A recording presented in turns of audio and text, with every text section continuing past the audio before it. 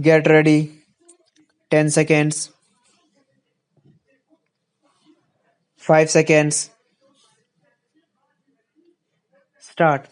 Sir, I support the demands for grants presented by the Ministry of Agriculture, and I would like to submit one thing in this regard. Our country is considered to be an agricultural country where about 70% of the total population is dependent on it, and it is also the main occupation of the people in rural areas.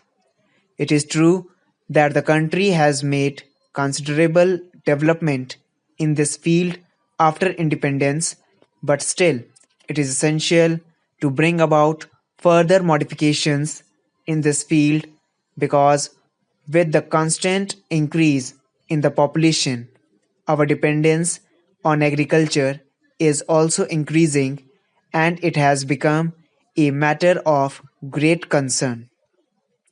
We have to find out a way to reduce this independence. About 2 years back, some states of our country, like Gujarat, some parts of Andhra Pradesh, and Rajasthan, were hit by one of the most severe droughts after independence. But government under the worthy leadership of Shri Rajiv Gandhi readily met the challenge and did not let other parts of the country face any problem due to drought. The ministry deserves to be congratulated for facing the challenge with all its might. Two types of methods are adopted for cultivation in our country. One is the intensive cultivation and the other is the extensive cultivation. The population is increasing at a tremendous speed, whereas the holdings are shrinking. So, it has become essential to emphasize the need for intensive cultivations. What is needed is to raise the yield or per biga of land. Agriculture depends on various other factors. A farmer cannot reap a good harvest unless power supply and irrigation facilities are available to him. So far as irrigation is concerned, a few dams and canals have been constructed and pumping sets have been installed to fulfill the purpose of irrigation. But about the big canals, the general complaint is that the farmers do not get the water for irrigation in time. Though in Kanpur district canals have been constructed and pump sets have been installed, but the water supply does not reach the fields at the tail end and the farmers suffer as a result thereof. I would like the central government to hold consultations with the state governments and make certain arrangements so that water reaches the tail end of the fields where the facilities of canals, pump sets, etc. are ready there. There is a common complaint that the farmers do not get remunerative price for their produce. The agricultural price are fixed every year by the Agricultural Price Commission, but the government should evaluate the criteria of fixing agricultural prices. These criteria should be further modified in order to enable the farmers to sell their produce at a remunerative price.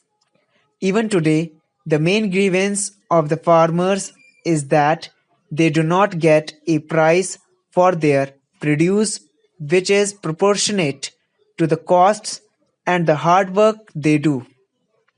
So the government should pay attention to this also. The knowledge of the techniques of agriculture is increasing in our country very rapidly. The agricultural universities set up by the government are conducting research in the field of agriculture and are making use of that research in the fields. But it appears that this knowledge is used in some limited areas only. Therefore, a comprehensive program should be chalked out so that the benefits of this knowledge could be made available to all. I therefore urge the government to formulate schemes in such a way that our farmers could get the benefits of our scientific progress to increase agricultural production. The government is aware that the farmers have to face the natural calamities of flood and drought every year. Relief is provided by the government at the time of flood, but lakhs of acres of agricultural land is rendered unfit for cultivation due to floods. There is no doubt that agricultural yield increases following the flood, but the farmers have to face heavy losses prior to it. Therefore, arrangements should be made to check the recurring feature of floods in the flood-prone areas. The calamities like flood and drought can only be prevented by formulating programs of permanent nature. In our country, agriculture mostly depends on weather conditions. If the weather conditions remain favorable, the crops are good, but in the event of excess or deficient rainfall, or if the crop is hit by hailstorm, huge damage is caused, and in that case, we curse the nature and say that everything has been destroyed due to bad weather. Therefore, the government must think in terms of finding preventive measures to protect agriculture from the havoc of natural calamities. The government has introduced crop insurance scheme for the farmers, but its benefits do not reach the farmers.